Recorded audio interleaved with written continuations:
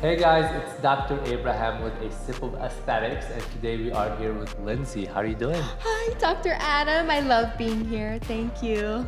Thanks for coming. It's always great conversation with you here. Yes, I love being on this show. Thank you. Awesome.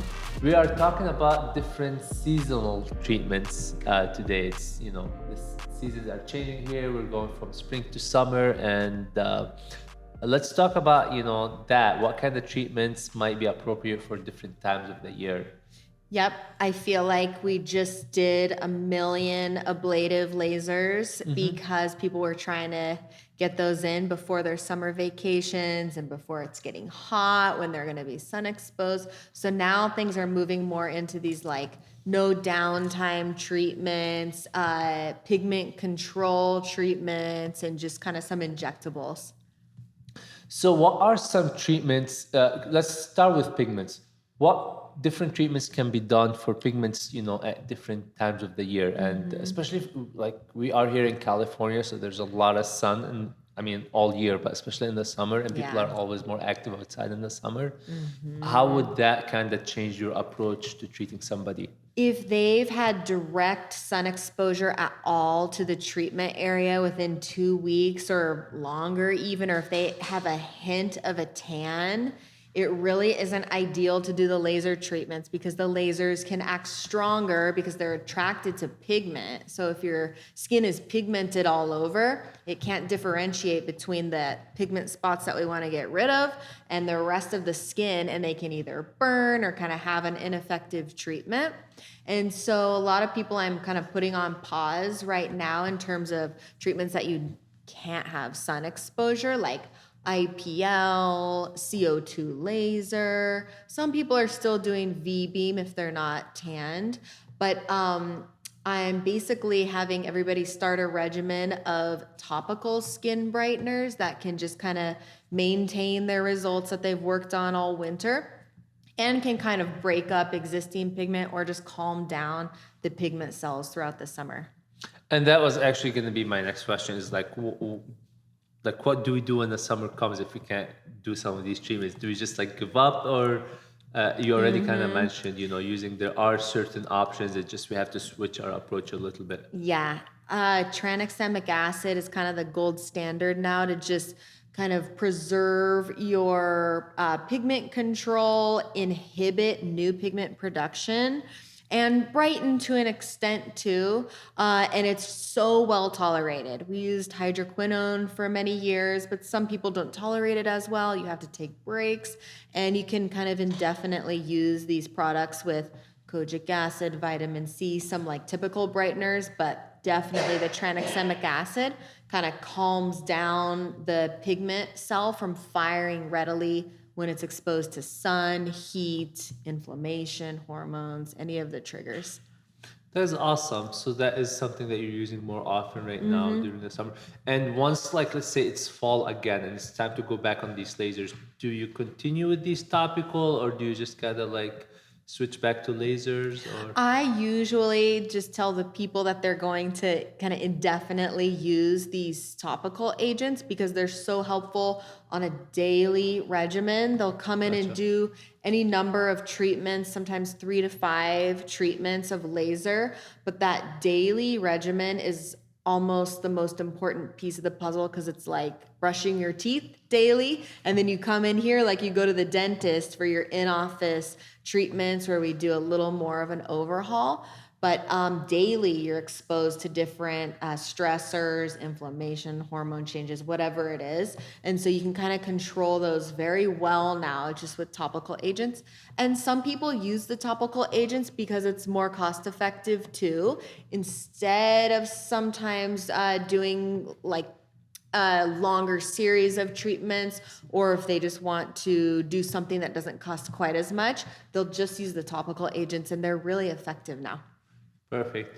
Now, a lot of times when people are thinking about seasonal treatments, well, most people don't know that, pigments and stuff, you should avoid certain lasers in the summer. But those who do know, usually they're thinking, okay, if there's a seasonal change, it's avoiding pigment treatments when it's the summer outside. Are there other like kind of treatments where the time of the year will also play a role? or is it only, pigments that can are the only treatments we have to worry about? A lot of treatments, you're just kind of sensitive afterwards. So you Okay. just want to be mindful of if you're going on a beach vacation, you're going to be in the ocean, you're going to be traveling a lot with a lot of different exposure to things. You want to just be cautious if you've recently done really any procedure, Botox, filler, See. skin treatments. You'll just kind of talk with your provider and come up with a game plan for what to use afterwards or what not to use or how to control adverse events. Gotcha. So you pretty much always have to be a little cautious. It's just the degree is going to be different if you're doing something that's like going to really sensitize your skin, like an IPL, Yes. versus a different treatment. What about things like, you've mentioned this CO2 laser and like, RF microneedling and that kind of stuff. Do people have to worry about the sun at all with these treatments? Gotcha. Yeah, so your skin is compromised and a little inflamed with microneedling with radio frequency. And so you just are cautious. I tell people while the skin looks red or while it's not quite fully healed, don't get any direct sun exposure. Gotcha. With the CO2, it's much more strict because we've ablated off the whole surface of the skin and you don't have a protective barrier at all. So those patients get explicit instructions. Perfect. I think this is very informative. Now, you mentioned, obviously, as we're talking about seasons, the summer, the sun is a big factor, but you've also mentioned something else that's interesting. People are now looking for things with less downtime. That's summertime. Maybe they can't, they are outside, they're active, they can't afford, having a downtime of a week or two. So what kind of treatments are treatments that have more downtimes that people might avoid in the summer and like? So like today I had a patient who initially was going to do a CO2 laser, which is a great option, but then she's traveling to Arizona this week. She teaches outside. She's constantly exposed to the sun. She's kind of tan, but really she needed rejuvenation of her skin. And so I'll opt for something that preserves the surface and the barrier of the skin, but can still rejuvenate. And so instead of doing that, we did a biostimulator, injectable, like Radius and Sculptra. We did those today so that her skin was still intact, but she's still getting that like tightening, lifting, collagen boosting. That'll improve the skin quality as well. What about if we look at it from a different angle? What about if somebody wants to look great for the summer, or wants to look great for May or June because they have a special event? And, maybe when it comes to treatment like Sculptra or something that's biostimulant, how would you approach that? If it's a like pretty soon upcoming event, then I usually kind of advise them to do something that's a little more immediate. With this patient, the nice thing about Radius is that you can kind of titrate the product to be more of a filler or just a biostimulator. Gotcha. So for her immediate effect and her upcoming trips, we did like a little volumizing. And then over the course of the next 3 to 5 months, she'll continue to get benefits from that treatment because we did a little diluted version of it kind of all over the face. So any of the skin treatments really take time to see results. And a lot of times I'll tell people that will over 3 to 5 months really achieve the results because it takes the body about that long to build all of its type 1 collagen. Well, along like similar lines, what about people who are like flying out? They're catching a flight, they're going somewhere. You mentioned that person's flying for, for a vacation. Somebody's flying for the summer or for a week or two. Would that kind of affect how you would approach it with the treatment? It's generally safe to fly, but that's a common question people have. And it's true that you typically become a little puffy even without these procedures. When you fly, you get a little inflamed. You're kind of sitting in your seat. You're not moving your body as often.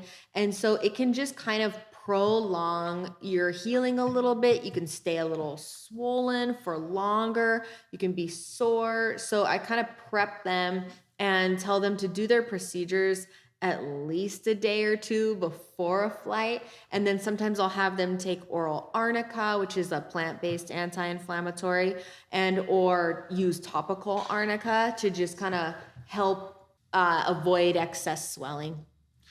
Any specific treatments that people might do before a flight or after a flight, or like if they want that Yeah, quick if result? they want a little quicker result type of treatment, we can do something like a hydrofacial, or aqua gold is one of my Gotcha. favorites. It has very little downtime and has a quick onset. Aqua gold is so great before any event or travel if you want to look your best, because it's a little cartridge with very fine, tiny needles that just do a gentle micro needling on the skin. But basically, the process is that you combine different ingredients, including vitamin C that brightens the skin, hyaluronic acid, which plumps the skin that we use as a filler. However, in this case, we use a very soft hyaluronic acid gel. So it just kind of plumps the superficial dermis with hydration. We'll put Botox or another neurotoxin in there. And the neurotoxin has multiple effects. It kind of smooths the skin all over so that all the fine lines look better. It inhibits the sweat glands from overproducing sweat. So if you're going on a trip or wedding or any type of event that you don't want to be sweating excessively for, it helps to control that. There's some evidence that the neurotoxin also kind of controls the pigment cells a little bit too, so you can just look very bright. And then if you're acneic or you have a tendency to break out on a trip or just get like cystic acne, it helps to inhibit some inflammation. And that also is from the control of the sweat and oil gland Sign too. me up. That Yeah. sounds amazing. I'm like, There, I want to yes, do and this the treatment right effects now. really just last a couple weeks. But yeah, seriously, it's the aqua gold patients always look the best. Awesome. Yeah, I like that kind of like how you divide it in your head, like with different, like this treatment is going to give them like an immediate result. They want something right now. This is for 3 months down the road. This is for like 5 months down the road. I think this is very Yes. useful, and it's great for the patient too, and they understand, the Yes. approach. And some of these treatments that down the road look great have some bruising, swelling, a little more downtime that you don't really want to do right before a trip. Sometimes I even advise people to avoid fillers if they have upcoming dental procedures, because you can just have problems with healing afterwards. Over the time that I've been practicing, which is exactly 10 years, I've come across some adverse events.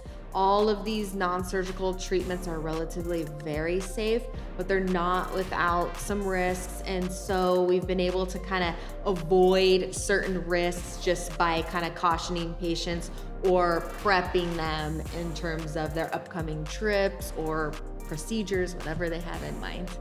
That's awesome. That's why the patients love you and they keep coming back to you. Awesome. Well, thank you guys for joining. Hopefully you enjoyed this episode. Make sure you like and subscribe. Join us next week for the next episode. And thanks a lot, Lindsay, for Thank coming you. and being with us today. Yes, of course, anytime.